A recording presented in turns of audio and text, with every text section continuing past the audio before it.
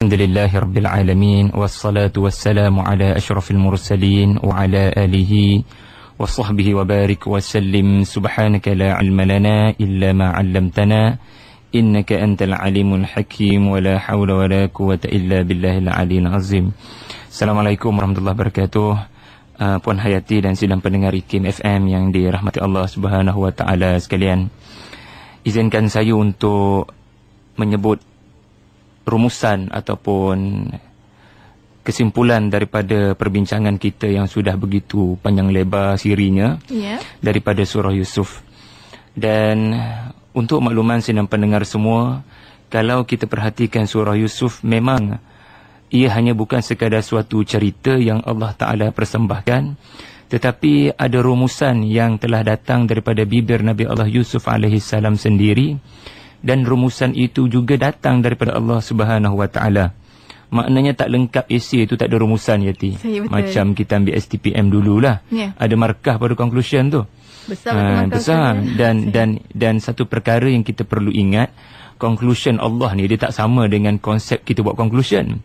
Kita buat conclusion nak pergi dapat markah ataupun merumuskan balik point.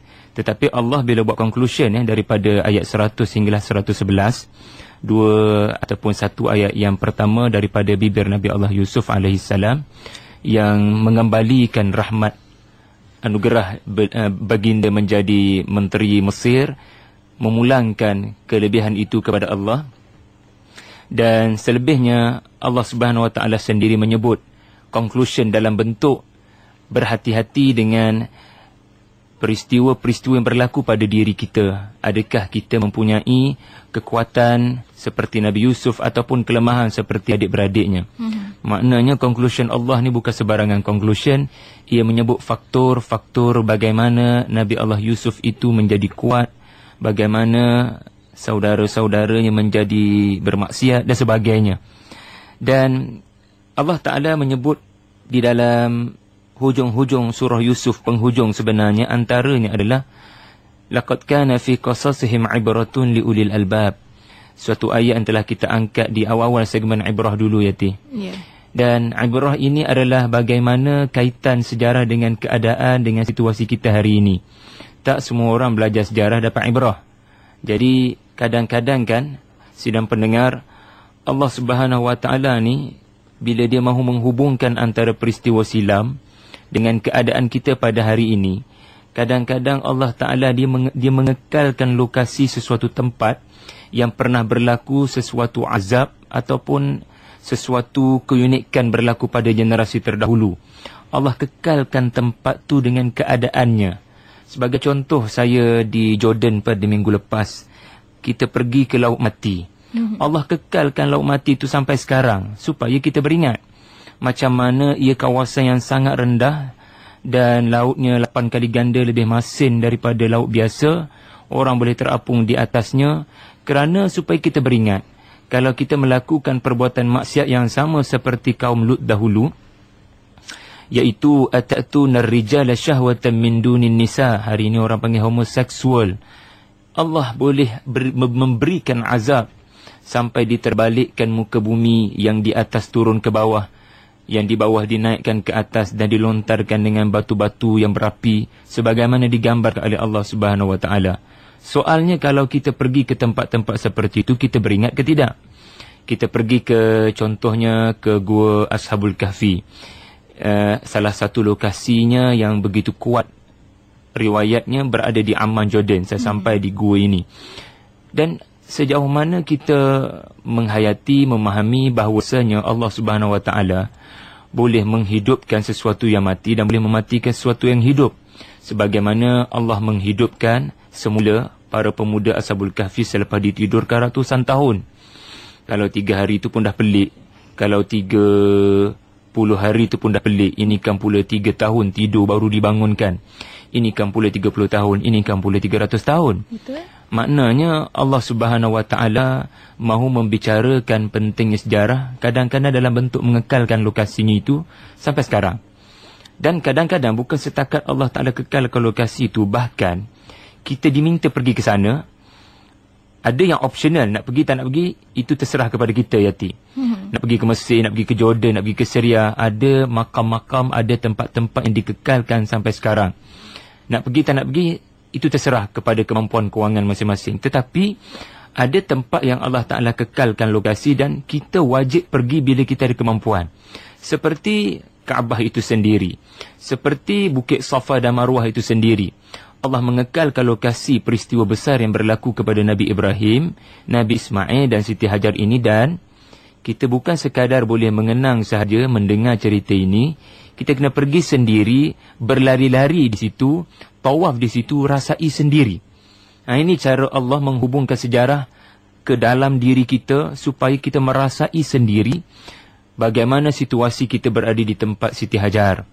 Bagaimana berada di tempat Nabi Allah Ismail. Bagaimana berada di tempat Nabi Allah Ibrahim AS. Dan kadang-kadang lokasi itu dah tak ada hari ini, Yati. Sudah tidak ada lokasi itu, sudah tidak mampu ditemui oleh para arkeologis. Tetapi Al-Quran menegaskan cerita itu benar. Sebagaimana kisah Nabi Allah Yusuf AS yang berlaku sudah terlalu ribuan tahun sebelum Nabi kita Muhammad SAW. Allah menyebut, wa ma kunta ladaihim id ajma'u amrahum wa hum yamkurun. Wahai Muhammad sallallahu alaihi wasallam, sesungguhnya kamu tidak berada di tempat kejadian ketika mereka bersepakat untuk menghumban Nabi Allah Yusuf ke dalam telaga. Maknanya ada yang lokasi yang sudah tidak ada, susah nak cari. Ya, kalau di Mesir saya pergi tu, ada lagi lah kincir-kincir angin yang digunakan dalam proses Mesir membina kekuatan ekonomi mereka hasil saranan Nabi Allah Yusuf untuk bertahan daripada kemarau panjang. Dia ada di satu tempat di Mesir namanya Fayum, kalau tidak silap saya. Tetapi selebihnya kita tak jumpa dah. Tetapi ia peristiwa benar yang Allah Ta'ala sebutkan. Dan dalam hal ini kita tak perlu pergi ke sana. Kita hanya perlu anggap peristiwa itu memang akan berlaku pada diri kita. Allah tak minta kita cari telaga Nabi Yusuf tu. Dan Allah tak syariatkan kita duduk 3 hari dalam tu. Tak ada. Allah tak minta kita cari di mana lokasi penjara Nabi Yusuf tu dan duduk di situ 10 tahun. Macam mana rasa sendiri. Tak ada dan tak ada keperluan untuk menjadi seperti itu. Tetapi kita perlu ingat dalam hidup kita, kita kadang-kadang dihumbankan dalam telaga. Kadang-kadang kita dipenjarakan. Jangan kita faham telaga dan penjara ini dalam bentuk fizikal telaga tu. Sidang pendengar. Penjara dalam erti kata penjara yang fizikal. Dan jangan kita anggap peristiwa Nabi Allah Yusuf digoda oleh Zulaikha itu hanya berlaku kepada dia. Ia juga berlaku kepada kita. Setiap hari di kaca televisyen. Setiap hari anak-anak kita diuji di depan YouTube. Godaan-godaan perempuan yang tidak menutup auratnya dan sebagainya. Sejauh mana kita bertahan? Sebagaimana bertahannya Nabi Allah Yusuf AS. Itu yang pertama mengenai satu ayat di hujung di surah Yusuf. Laqad kana fi qasasihim ibratun liulil albab. Yang kedua, sidang pendengar yang paling penting saya kira, iaitu Allah Ta'ala sebut di hujung surah Yusuf. Dalam ayat yang ke-105. Allah menyebut, berapa banyak tanda-tanda di langit dan di bumi yang manusia melihatnya setiap hari, tetapi dia melupakan, tidak mengambil berat, tidak mengambil tahu pun. Kita ni setiap masa tengok bintang di malam hari, melihat matahari di siang hari, melihat penggiliran siang dan malam, melihat burung-burung berterbangan, menyedut oksigen dan sebagainya. Tetapi wahum anha mu'ridun. Mereka tidak menghayati, tidak berfikir panjang. Agak-agaknya senang pendengar, kenapa ya di hujung cerita Nabi Allah Yusuf yang panjang lebar itu, Allah antara kaedah Allah Ta'ala membuat rumusan adalah dengan mengaitkan semula dengan alam semesta ni. Cerita Ashabul Kahfi pun sama, Yati. Apabila Allah mention tentang Ashabul Kahfi tidurnya 300 tahun, Allah menyebut di situ satu ayat. Am hasibta anna ashabal kahfi warraqim kanu min ayatina ajaba. Adakah kalian beranggapan cerita Ar-Raqim? Ada orang kata Ar-Raqim ni batu bersurat di Gua Al-Kahfi. Ada orang kata anjing yang tidur bersama dengan pemuda-pemuda itu. Al-Kahfi itu mereka tidur 300 tahun lebih. Apakah kalian beranggapan peristiwa ini satu-satunya keajaiban yang kami boleh lakukan? Almarhum Syekh Qutb rahimahullah menyebut dan mentafsirkan ayat ini dalam suatu peringatan. Kita ni suka sangat melihat keajaiban Allah dalam bentuk peristiwa-peristiwa ajaib. Maafkan saya kalau saya kata, kalau awan tu berbentuk kalimah Allah, kita mula takjub dan sebut subhanallah. Kalau pokok itu rukuk, maka kita katakan subhanallah. Habis tu kalau pokok tu tak rukuk, tak mampu ke nak sebut subhanallah. Kalau awan tu tak berbentuk kalimah Allah, berbentuk seperti awan biasa, tak mampu ke kita nak sebut subhanallah. Kita tak akan mampu sebut subhanallah kalau kita tidak melihat dengan tadabbur, dengan mengkaji, dengan menghayati dan berfikir panjang. Sebab tu Syekh Qutb kata, sesungguhnya pada penggiliran siang dan malam, penciptaan bulan, bintang dan matahari itu lebih ajaib daripada peristiwa tidurnya pemuda-pemuda Ashabul Kahfi. Demikianlah juga dinyatakan oleh Syekh Qutb dalam ayat 105 ini, sidang pendengar, di mana beliau menyebutkan Allah Subhanahu Wa Taala ni dia sengaja memulangkan cerita keajaiban Nabi Allah Yusuf punya proses ditarbiah oleh Allah ini kepada alam semesta itu sendiri. Kalau kita perhatikan, sidang pendengar, Allah mencipta alam langit dan bumi ini, proses perjalanan rapinya sistemnya sungguh ajaib. Kalau kita perhatikan oksigen yang kita sedut ini pun, ia melalui proses yang begitu rapi. Daripada fotosintesisnya, oksigennya diserap, karbon dioksida dibebaskan. Kita jangan anggap oksigen yang kita sedut dengan percuma pada saat ini datang dari satu proses yang mudah. Jangan kita anggap hujan yang turun, rahmat kepada kita itu datang daripada satu proses yang mudah. Allah menurunkan hujan, ada proses, ada awan. Tak ada hujan turun tanpa awan. Allah membuat alam semesta ini pun ada proses yang begitu rapi, sehingga Allah mengatakan 6 hari. 6 hari prosesnya. 6 masa prosesnya. Allah nak mencetuskan kelahiran kita ke muka bumi ini pun tidak begitu mengambil masa singkat. Mana ada mak ayah lahirkan anak sehari, sebulan lebih, tak cukup umur tu.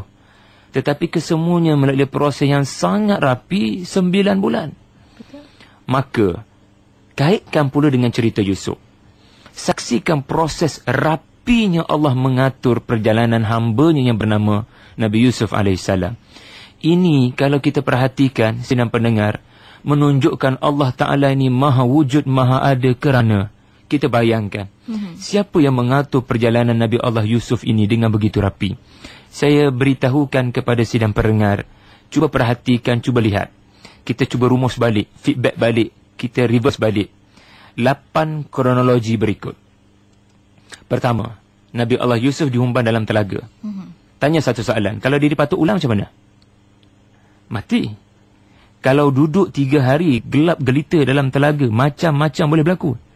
Persoalan timbul, siapa selamatkan dia? Yang kedua, datang satu kafilah yang lalu kawasan telaga, tak nampak telaga tu, tetapi siapa yang menyebabkan kafilah ini hatinya melihat telaga itu dan mahu mendatangi telaga itu dan mengambil air daripada telaga itu, dan akhirnya bukan air yang muncul di baldi itu, tapi Nabi Allah Yusuf AS. Bayangkan kalau kafilah itu lalu dan tak nampak pun telaga itu. Adakah Nabi Allah Yusuf akan ditemui? Takkan mungkin ditemui, meskipun Nabi Yusuf selamat, tak dipatuk oleh apa-apa pun. Dua. Ketiga, apabila kafilah ini menjual Nabi Allah Yusuf sebagai hamba, kenapa Allah Ta'ala menentukannya, membelinya Menteri Ekonomi Mesir? Al-Aziz gelarannya. Bayangkan kalau orang lain yang beli, macam mana? Dan kita jangan lupa Allah Ta'ala mengatakan Allah Ta'ala menggambarkan Nabi Yusuf ini dijual dengan harga yang murah. Semua orang boleh beli. Tetapi kenapa Menteri Kewangan yang membelinya? Apa kaitan Nabi Yusuf dengan Kementerian Kewangan satu hari nanti? Ini penting. Dan saya kira bukan seorang menteri saja pada zaman era Heksos ini. Macam-macam menteri yang ada duit banyak boleh membeli Nabi Allah Yusuf. Tapi kenapa Allah yang mengatur Menteri Kewangan yang membelinya? 3. Yang keempat, fikirkan. Nabi Yusuf hidup dalam istana Al-Aziz. Diuji oleh Allah dengan Zulaikha yang menggodanya. Dan Nabi Yusuf berlari menyelamatkan diri, Zulaikha mengejar untuk berzina. Dan ditakdirkan Allah, ini juga kerja Allah. Kantoi, dalam bahasa sekarang. Pendek kata, terbocor peristiwa itu ketika Nabi Yusuf membuka pintu untuk menyelamatkan diri. berdiri di hadapannya suami Zulaikha itu sendiri. Cuba bayangkan kalau ketika Nabi Yusuf terbuka pintu, tak ada siapa tunggu. Ataupun bukan suaminya yang berdiri di situ. Cuba perhatikan siapa yang mengatur semua ni.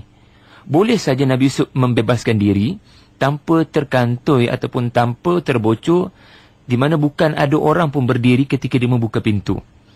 Tengok macam mana Allah nak lorongkan Nabi Allah Yusuf ke penjara. Suatu proses tarbiyah yang lebih hebat.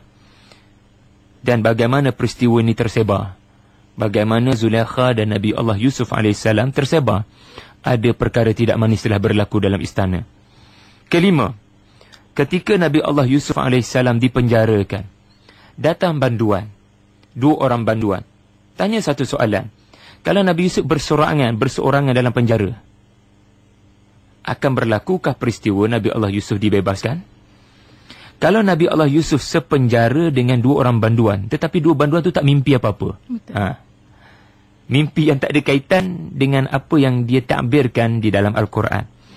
Ataupun 2 orang banduan tu bermimpi, diorang bermimpi sebagaimana ditakbirkan dalam Al-Quran oleh Nabi Yusuf, tapi kedua-dua banduan ni tak ada kaitan pun dengan Raja Mesir. Tengok. Yang keenam, Raja Mesir telah bermimpi dengan suatu mimpi yang sangat pelik. Tanya satu soalan, kalau Raja Mesir tak bermimpi, Nabi Yusuf akan dikeluarkan ke tidak daripada penjara? Dan kalau Raja Mesir bermimpi sesuatu yang tidak membabitkan kepelikan, keajaiban yang dia sendiri tertanya-tanya apa yang dia mimpi ni, dan mimpi itu pula mungkin menggambarkan keadaan negara. Bayangkan kalau pentadbir mimpi yang berada di keliling Raja Mesir boleh mentadbirkan mimpi ini, Nabi Allah Yusuf sudah tidak diperlukan untuk mentadbirkan mimpi. Kemudian diringkaskan, Nabi Allah Yusuf mentadbirkan mimpi ini dengan jayanya. Sehingga Raja Mesir, Raja Mesir takjub dengan beliau dan menganugerahkan kelebihan kepada beliau, dibebaskan dari penjara. Dan Nabi Yusuf mahu supaya diberikan mandat untuk menjaga perbendaharaan ekonomi negara. Bayangkan kalau Nabi Allah Yusuf AS mentadbir mimpi dengan tepat, tetapi lemah dalam pengurusan ekonomi. Bayangkan Nabi Allah Yusuf mentadbir mimpi dengan tepat, tetapi lemah dalam pengurusan ekonomi. Saya pasti 7 tahun yang menikmatkan Mesir, Sungai Nil melimpahkan, Mesir mungkin gagal melakukan saving. Bekalan gandum tidak mampu dijana dengan baik. Dan saya percaya 7 tahun kemarau akan datang, Mesir sendiri terpaksa bergelumang untuk menyelamatkan diri mereka dengan kemarau. Tetapi kita perhatikan betapa hebatnya kompetensi Nabi Allah Yusuf AS. Dia mentadbirkan mimpi dengan tepat dan dia mengurus ekonomi dengan sangat hebat, sehingga bukan sekadar Mesir sahaja ekonomi mereka hebat, boleh bertahan dengan kemarau Mesir. Seluruh negara-negara berjiran telah mendatangi Mesir kerana mereka dapat tahu Mesir ditadbir oleh Menteri Kewangan yang berjaya menyebabkan Mesir boleh membekalkan bekalan gandum bukan hanya kepada rakyat Mesir tetapi kepada seluruh negara-negara jiran. Kalaulah Mesir tidak dilihat membantu negara-negara lain, adik-beradiknya daripada Palestin takkan datang. Betul. Kenapa adik-beradiknya daripada Palestin akan datang ke Mesir? Sebab mereka tahu this type of person, manusia ini boleh membantu kita. Dan Mesir, kalau saya pergi Mesir minggu lepas, Yati, Mesir diuji dengan ekonomi yang sangat dahsyat. Kita faham bagaimana pergolakan di sana. Sampai wang US dollar tu tidak mahu dijual oleh money changer di Mesir ni. Betapa terujinya ekonomi Mesir. Tetapi Mesir dalam sejarah pernah menjadi kuasa ekonomi dunia.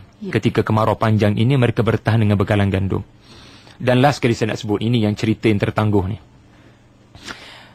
Nabi Allah Yusuf telah menjadi Menteri Kewangan Mesir yang hebat. Dan ditakdirkan Tuhan dipertemukan dengan adik-beradiknya. Nabi Yusuf boleh saja bersombong, berlagak sombong ataupun membalas dendam. Boleh. Ataupun Nabi Allah Yusuf AS boleh terus memberikan hukuman, penjara kepada adik-beradiknya. Tetapi perhatikanlah sidang pendengar, itu tidak dilakukan oleh Nabi Allah Yusuf AS sama sekali. Dan kalau kita kaji, Yati, cerita Nabi Yusuf ini, dia bermula dengan adegan orang yang buat baik tapi niat dia tak baik. Tetapi berakhir dengan cerita orang yang buat tak baik tapi niat dia baik. Kita tengok mula-mula cerita Nabi Yusuf ini, ia bermula daripada kerana adik-beradiknya yang buat baik, kononnya nak bermain dengan Nabi Yusuf lah, macam-macam penipuan dibuat kepada ayah mereka. Tapi niat mereka tak baik sebenarnya. Tetapi cerita ini berakhir dengan Nabi Yusuf sendiri merangka satu modul, suatu pelan yang begitu bijak dengan izin Allah, dengan wahyu daripada Allah. Wa kadzalika kidna li Yusuf, Allah Taala memberikan idea ini kepada Nabi Yusuf, di mana Nabi Yusuf buat macam tak baik. Sebab kalau dia memang betul-betul baik, dia akan terus maafkan. Dia akan terus maafkan tanpa perlu adik-beradiknya datang sebanyak 4 kali ke Mesir. Kita tahu jarak Palestin dengan Mesir tu hampir jarak Kota Baru dengan Kuala Lumpur. Menaiki unta Al-Ba'ir. Kenapa kalau boleh dikatakan tak ada perikemanusiaan ke Nabi Yusuf ni sampai buat macam tu pada adik-beradiknya? No, ini bukan tidak ada perikemanusiaan. Ini cara tersendiri Allah melalui Nabi Allah Yusuf mahu menegur, mahu berdakwah kepada adik-beradiknya yang pernah melakukan suatu kecelakaan yang lebih jahat daripada apa yang Yusuf sedang rangka. Nabi Yusuf buat tak baik. Mula-mula adik-beradiknya datang ke Mesir, tak bawa Bunyamin. Dia suruh patah balik. Kalau kamu nak lagi bekalan gandum, kali kedua datang, bawa Bunyamin. Maka Bunyamin pun datang kali kedua. Tengok-tengok, Bunyamin diambil oleh Nabi Yusuf dengan modul yang tersendiri. Kali ketiga pula, mereka datang dalam keadaan Nabi Allah Yusuf sendiri mengaku dirinya Yusuf. Dan kali keempat, mereka datang dengan ayahnya Nabi Yaqub dan ibu dan keluarga mereka. Nak bagi tahu jalan susah terpaksa dilalui oleh adik-beradik Yusuf. Tetapi ini kaedah Nabi Yusuf buat tak baik mula-mulanya. Tetapi di akhirnya dia berniat baik untuk mengajar, mendidik, mentarbiah adik-beradiknya. Sidang pendengar IKIM yang saya hormati sekalian, apa yang boleh dinyatakan di sini? Kisah Nabi Allah Yusuf di fasa yang terakhir, di mana baginda telah memaafkan dan telah melafazkan doa istighfar. Perhatikan ayat yang ke-99. Perhatikan ayat yang ke-100. Perhatikan ayat yang seterusnya, di mana Nabi Allah Yusuf tidak berdendam sama sekali berdasarkan perkataan yang keluar daripada mulutnya. Baginda memaafkan, bahkan beristighfar. Ingat ya, doa Nabi ini mustajab. Maknanya bila dia melafazkan yastaghfir rabbakum, itu pasti akan dilakukan oleh Allah Subhanahu wa taala. Nabi Yusuf memohon ampun bagi pihak adik-beradiknya. Dan ini menunjukkan akhlak. Ini kisah akhlak sidang pendengar semua. Bagi saya Yati, kalau ditanya apa tu akhlak, kalau kita nak tahu apa tu akhlak, macam ni je.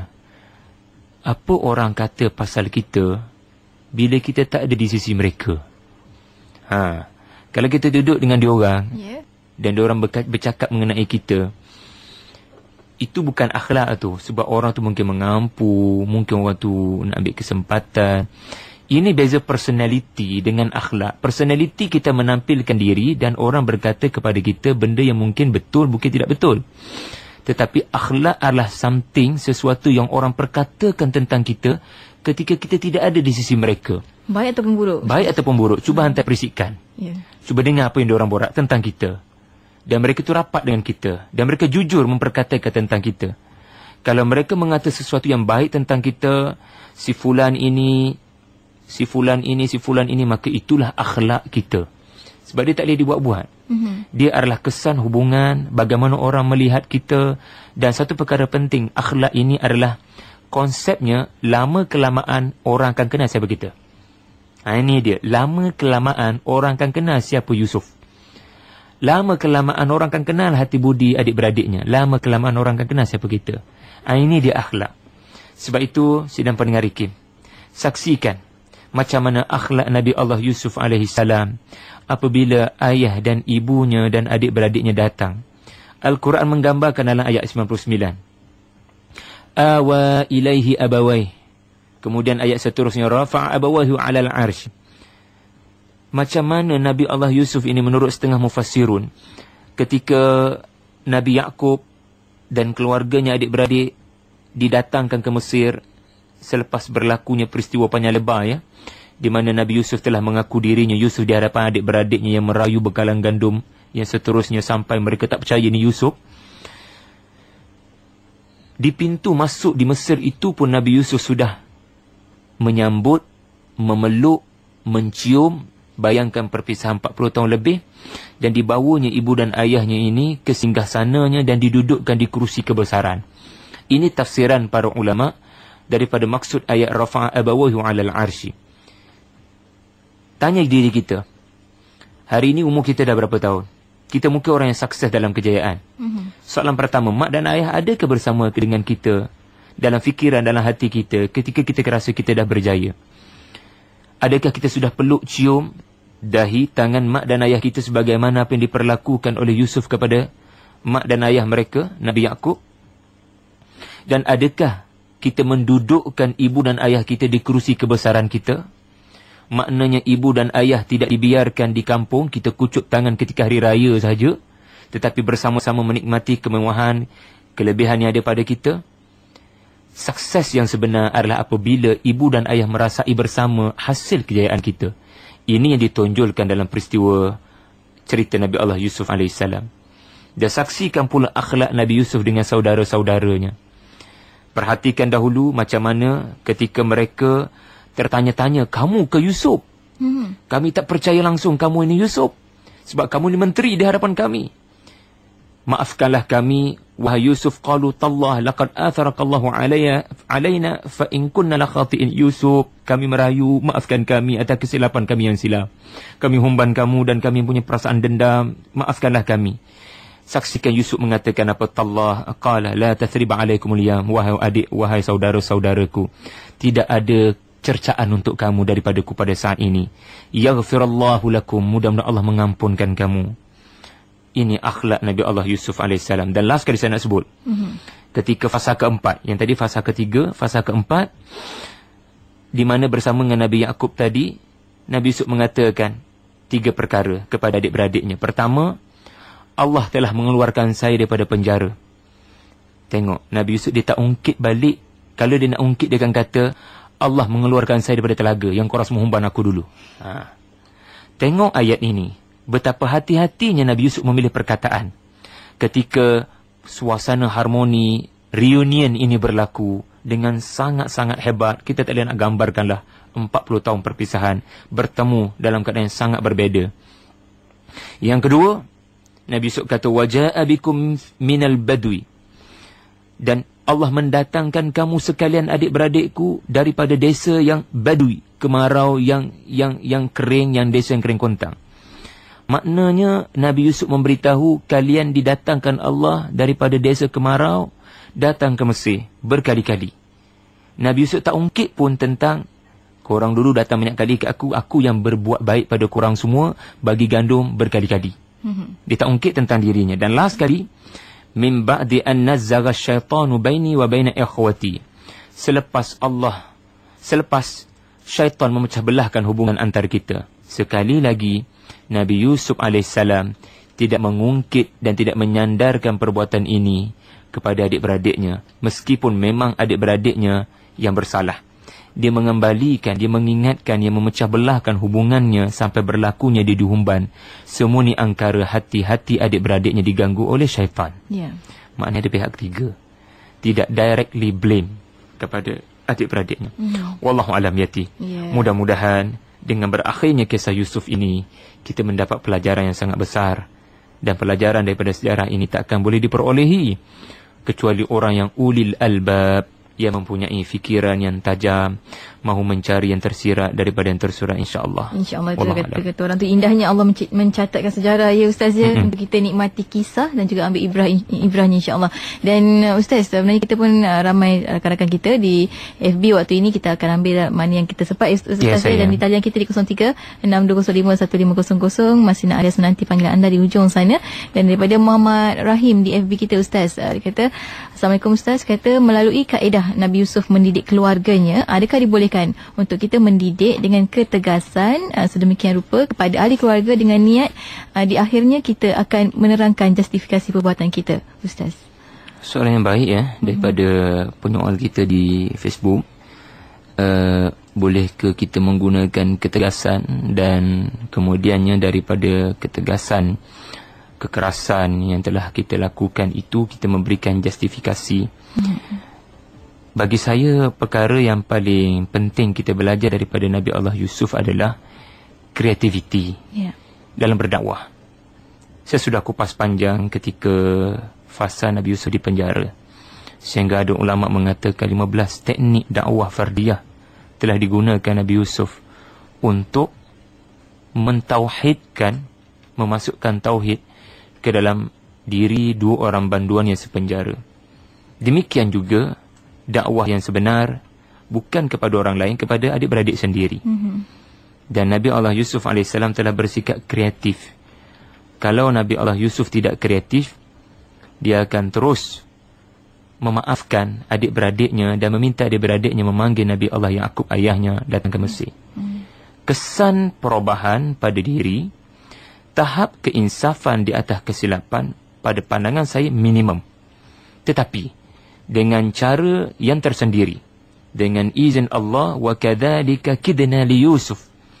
Allah memberikan ilham, memberikan wahyu kepada Nabi Yusuf untuk memperlakukan saudara-saudaranya dengan cara yang bijak, di mana adik-beradiknya mesti diajar treat others as you want yourself to be treated. Bagaimana kesan mencuri. Adik-beradiknya telah merasai sendiri apabila pegawai Yusuf mengatakan, innakum lasarikun, kamulah pencuri. Mereka tak mencuri sebenarnya. Betul. Tapi itu perbuatan dan modul daripada Nabi Allah Yusuf. Diorang rasa sendiri sekarang macam mana dulu mereka mencuri Nabi Yusuf daripada Nabi Yaqub AS. Demikian juga susahnya, gelapnya perjalanan, susahnya Nabi Yusuf dalam telaga. Nabi Yusuf berharap supaya kesan perbuatan ini mesti dirasai, mu'aqabah ini juga mesti dirasai oleh adik-beradiknya, supaya kita buat silap Yati. Tiba-tiba kita tak beri mu'aqabah pada diri, kita akan mengulang. Betul. Kita akan ulang perbuatan tu. Tetapi ada muhasabah diri pun masih berulang, Ustaz, ya? Akan berulang. Sebab itu berikan mu'aqabah.